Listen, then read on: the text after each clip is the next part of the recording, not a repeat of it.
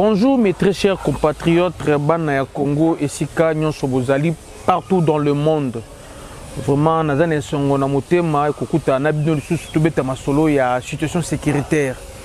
Na mboka na biso et précisément la région ya Utshuru. Et Sika notre armée nationale azali vraiment qu'on se comporter bien à front. Tokobeta pe pourquoi pas ce qui se passe à Ituri na bandeko na biso de Congolais qui va maïma ya Kodeko wana tokobeta on met aux appuis focalisés na région ya Rutshuru. Pourquoi Rutshuru? Parce que là-bas c'est la guerre entre la République démocratique du Congo na voisin na biso Rwanda. On est sur Rwanda nungu ezali mitumbeza makasi mitumbezali makasi nzamba kosunga tokolonga mingi ya kolobeza te bandeko na ngai. Comme vous savez, toujours bandaka dene bandelika kaboye discours il y a le 4 juillet il y a Paul Kagame président rwandais la fête nationale na bango na mboka na bango na Rwanda toyoki makambo lobi na discours wana concernant notre armée nationale. Toyoki makambo le président ougandais Paul Museveni comment Paul Museveni pe alobi na concernant intervention il y a comment on appelle il y a région il y a les armées à région na biso pays voisins ba fait ça va tout na groupe mixte na bangwana et il y a donc Kenya Falatinda Batu Ouganda les autres Falatinda Batu intervention il y a groupe régional, c'est ça le terme approprié. Groupe régional il fallait il y a pour appuyer FRDC pour combattre M23. Également le chef de l'État, Félix Antoine Tshisekedi, il faut kutana également na Paul Kagame na niveau ya Angola, pas ya président oyo ya Angola, azobenga bango, yé mutu na qualité na yé et azolinga ko c'est un peu intermédiaire pour nous montrer entre biso na Rwanda. Tout le monde les solo wana ndenge zalaka wana, zo bandana likamu ya rencontre ya Félix. Nous les Congolais ne sommes pas d'accord dans la rencontre wana. Nous ne sommes pas d'accord dans la rencontre wana. Parce que le président rwandais Paul Kagame a yoka kaka langage minduki. Vous savez, il y a eu combien de rencontres, combien de négociations entre RDC et Rwanda pour que paix ezala. Il y a eu kaka langage minduki. Donc ça ne sert à rien. Et nous avons demandé aussi à notre chef de l'État, Félix Antoine Tshisekedi, comme nous vivons dans le village planétaire, tout le monde est rose à danser, ok, mais il faut penser dans l'opinion des peuples congolais. Notre point de vue par rapport à la situation sécuritaire, il y a guerre dans l'Est, nous les Congolais, nous ne voulons pas négocier avec M23. Nous les Congolais, nous ne voulons pas avoir des relations avec le Rwanda. Ce qu'on négocie, pas négocier dans bango. Donc, à ce qui concerne les négociations, cesser les faits. Non, M23 faut pas bimana Congo, na force FRDC. Il faut que bengana bango bengana. To côté que la banque va se retirer parce qu'il y a eu des conventions. Non. Il faut que beta bango, to beta bango ba kende. Donc fatu béton yebaka. To ko pekisa yote, tout ça région moko. Angola va faire Nabiso, donc Kenya va faire Nabiso, Ouganda va faire Nabiso, Tokobo a été négocié sur le Nabango, mais nous ne sommes pas d'accord que cesser les faits à la tête, au boy. Nous on va cesser les faits, au boy yango. Donc pour M23 Longwa, dans ma belle Nabiso, il faut faire des symptômes na bango. On n'a pas besoin au comité international. Au SADC, au CASM doit être il faut pas kende. Je vous dirai pourquoi. Pour M. Zali Bongo. Donc, Fatih Solana Batunayo, Paul Kagame, Solana président Angola, Bosso Nabino, Toko Tchangote, déjà, Balama et toi, Philippe, merci na position Nabino, Naya Lucha, merci, puis na plateforme Union, surtout la société civile d'Amboka Oyo, restons toujours vigilants. Un grand merci à chef coutumier, Ndenge, Bamasole Zalarakaka. Bandekonanga sur le terrain, les lots moins calmes, l'obina, les lots moins calmes, les alaki, mais FARDC a consolidé ma position. là où les M23 ont reculé, FRDC a poussé. C'est ça. Mais il y a un problème seulement qui se passe au niveau de la cité de Bunaganda. Cité de Bunaganda. Dernièrement, le 28, le 29, le 30, Bakimi na Bunaganda. Mais bizarrement, Bakimi na Bakolini kuna positionné Babiloko na bango pour bakoma ko bombarder ville ya cité à Bunaganda. Raison pour laquelle FRDC, sachant qu'il y avait encore la population congolaise à l'intérieur, sachant qu'il y avait encore de peuple congolais n'a pas voulu qu'on kende sur place kuna ko la carte cité à Bunaganda pour bango baboka ba bombe et endommager ba ndako ba to ba kufaka bukufaka. C'est ça. Alors on se pose une question. Pourquoi les Rwandais veulent seulement qu'on s'affronte na FRDC na carte cité à Bunaganda? Nous, on commence à trouver ça louche. Plein de bango zani. Plein de bango zali nini. Parce que pour ça, bango, deux temps fait comme au monde, non, bazin a besoin de s'affronter na FRDC na Katia, cité à Bunaganda.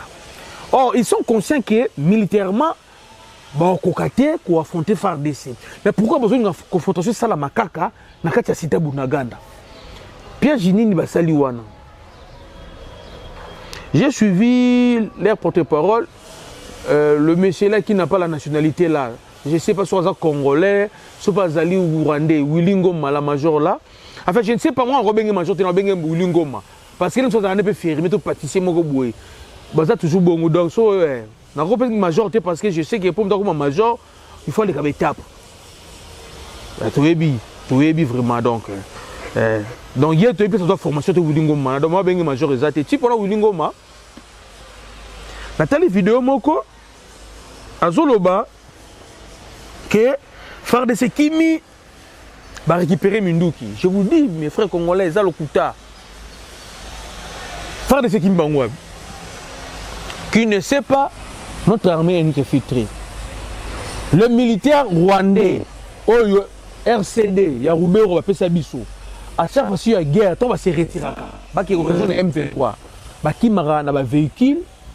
Na bateni ya FRDC, baki marana ba munition ya FRDC. Baki marana. Donc, bah imaginez la monnaie que c'est pas la peine de relayer en gros ça la propagande. C'est ça le Kuta. Puis moi je me demande comment un militaire bien formé pendant qu'on est en front. Aux orateurs, on s'en va vidéo chaque jour, on dirait comme ils sont influenceurs à TikTok. Willingoma. Soi-disant major Willingoma, ils sont en front. Papa, major a dirigé un bataillon. Major a dirigé un bataillon. Mon major, il faut repousser 1000 personnes. Bon, repousser major. Parce qu'un major, comment on compte à boudon, à sali vidéo. 13h à sali vidéo. 16h à sali vidéo. Et je me demande, à sali vidéo Ernie, si réellement il est combattu, il est un vrai soldat. Papa, comment un soldat mobile, il y a une page à TikTok, il y a une page à Instagram, il y a Facebook, il y a TikTok, page à NIN, il y a une page à des réseaux sociaux, donc tout le temps, à poster ma vidéo, tout le temps. Donc, éviter, papa, à comment des Sankara de Kunta, il y a M23, donc, M23, on a Sankara de Kunta là-bas. Parce qu'en réalité, Willingo Mala, sa famille aussi, c'est bien, on peut dire. Lorsqu'on parle de Ngoma, c'est comme si c'est quelqu'un du bas Congo, mais je ne sais pas dans le bas Congo ce qui est dans la famille. Parce qu'à Kinshasa, je ne pense pas. Il est tout le temps dans les réseaux sociaux. Tout le temps. Non, si notre armée est porte-parole, ce qu'on a un, ce qu'on a des opérations sur la porte-parole, mais nous, on a porte-parole, même sur les réseaux sociaux. Vous voyez chaque jour les gars. Toujours que vous avez mboka mike ba chef toujours kanga. Vous ne pouvez pas savoir les c'est ça. Un soldat. Moral dans le zénith, concentration de la guerre. Ceux qui va kangi mboka, va sécuriser périmètre. Qui m'y est dans ces moments-là, on invite la presse. Les presse c'est là que l'eau, tout va poser ma question. Mais Willingo mais il est tout le temps. Au commun, le chef coutumier, mon robot, le chef coutumier, le chef coutumier, parce que la vie qui va au costa bango.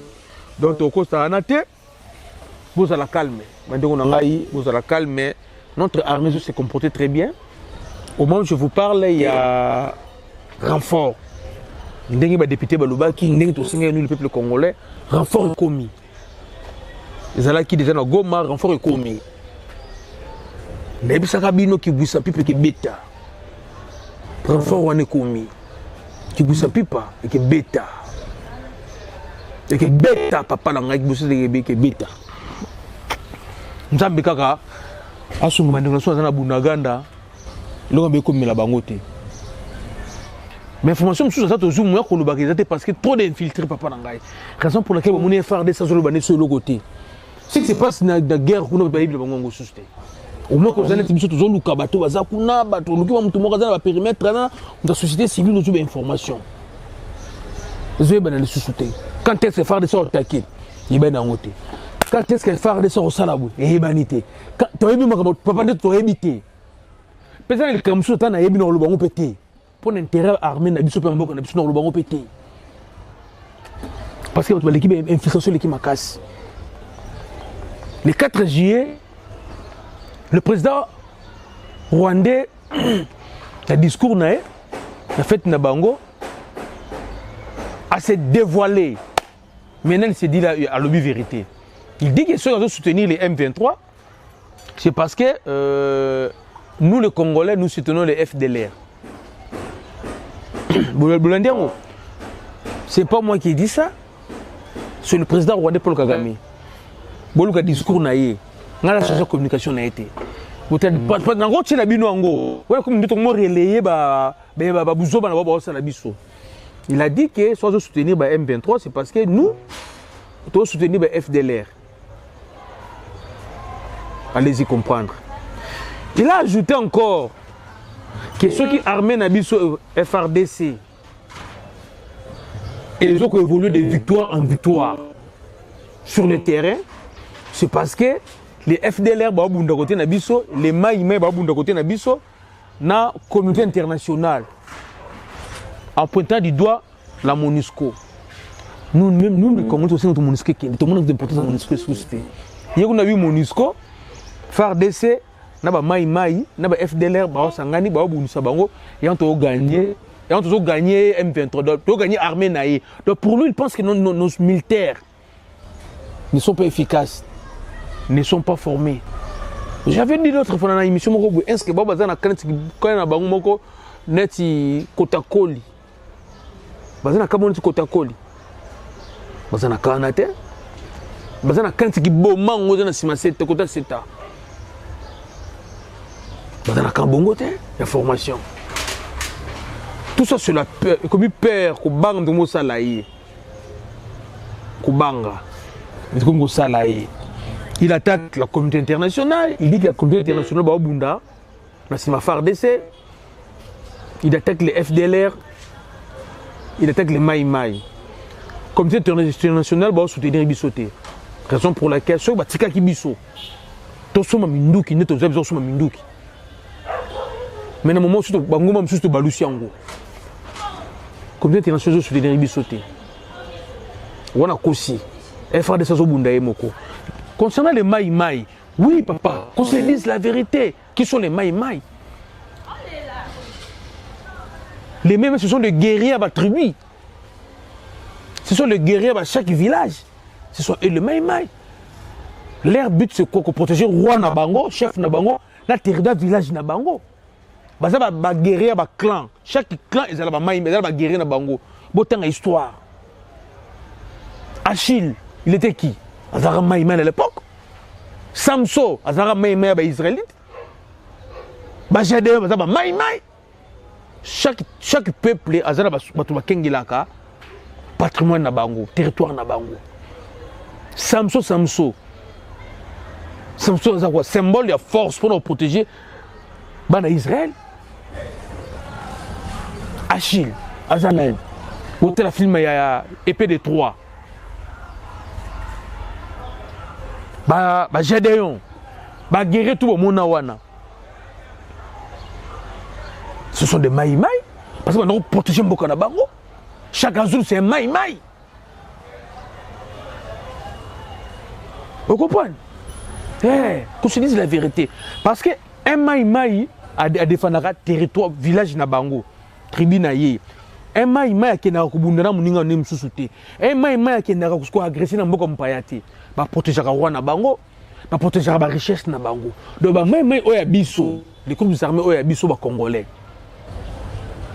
ba moni que non c'est trop on a vu des vidéos général Mogo autoproclamé général. C'est un ancien militaire, il y a FRDC, à ce autoproclamé général, et Mogo autoproclamé général, à ce groupe armé, pour protéger quoi Mogo côté Kuna, à ce Minduki, à ce cas Minduki, il y a à l'objet, à ce Soudan, il y a 8 ans, Baké Kouboun, ça va M23.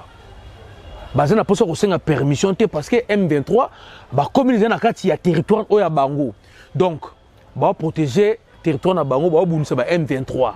Baké Kobundela babi abi bien phrase en fait je vois n'a paraphrasé elle a dit abi national babi toke Kobundela mutute toke Kobundela loko moko mabela bakoko na biso bango ba tu Rwanda ba uzo mabela koko na biso futo benga na bango abi azumbongo mutute azube munduke mutu moko te banguna ba ko so mabela na bakoko na bango yango ke donc c'est Mai qui veut défendre la terre de ses ancêtres. Et maintenant, les M23, les Rwandais disent que non, bah, Mai va combattre Bango. Mais c'est normal, papa Nangaï. Les Rwandais boycottent au Congo. Bah, Mai va protéger ma village na Bango, ma territoire, ma chefferie na Bango. Bah, tu as besoin de chance ou de chance ou de bah, quand le village va zali, tu as besoin de village na Bango. Non. Raison pour laquelle besoin au monde, malgré bah, renfort. Il y a M23 Zoya, et ce qu'on combattait parce que bazo kutana na ba bilom solo banzile zo lekela bango. Au début ba même on occupé makamoto mais trop ba kotima solo ngo. Donc le président Paul Kagame a dit officiellement ouvertement donc il soutient les M23 parce qu'il doit soutenir bah, FDLR. Moi je me demande FDLR ba sila kaka te banano na kata tilo bazala kaka. Ça prend presque 28 ans je pense. Tilo bazala kaka. Tout le monde a un musée. Bakena ba boma ba réfugiés. Hutu rwandais. Balana ba tina forêt équatoriale ba image ezali. Basila kaka te. Na tango Kabila ba kotaka kotrake ba FDLR. Ba o rapatriement volontaire salama. Ba FDLR basila kaka te. FDLR o ya lelo o so binga FDLR lelo je pense o ya za mwana mkaro za 46 ans. 46 ans parce que 28 ans. À l'époque, le génocide, il y a 12 ans, donc moi, on a 17 ans, peut-être, on participe pas. Des fois, on a 45 ans. Tout le monde a présenté Rabissoana, on a 30 ans. Nous avons 27 ans. Génocide, c'est 28 ans, nous avons 27 ans. Génocide, on est sale et beau, c'est avant Avaya Botama. Ils ont kangé les lots génocidaires. Nous avons 27 ans. Après, une année après le génocide, ils ont bien génocidaire. Donc, c'est clair. Kagame a perdu notre armée. Et mon année a perdu notre armée à se dévoiler qu'il doit soutenir M23. Bon, tu as une image les équipements militaires que les FDL, comme les M23, l'armée rwandaise, bon, ça c'est pour le bout de Sabiso, tout ça c'est une investigation, tout ça c'est une enquête.